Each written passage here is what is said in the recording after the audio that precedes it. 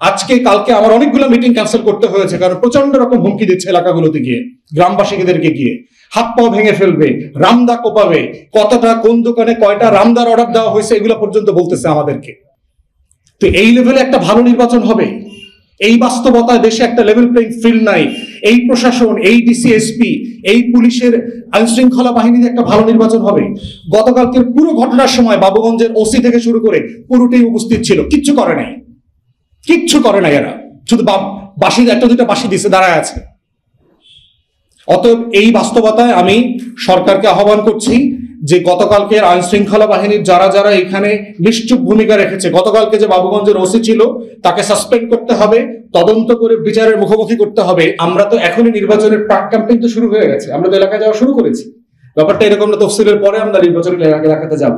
তো এখনই যদি আমরা হুমকি বোধ করি, এখনই যদি আমাকে প্রোগ্রাম ক্যান্সেল করতে হয়, এখনই যদি আমার নেতা কর্মীদের নিরাপত্তা নিয়ে আমাকে চিন্তিত থাকতে হয়, এবং বারবার বলার পরেও এলাকার নন ক্রিমিনালদের ব্যাপারে কোনো ব্যবস্থা না নেওয়া হয়, তাহলে সাডেনলি তো এই নির্বাচন তারা কিভাবে তুলবে?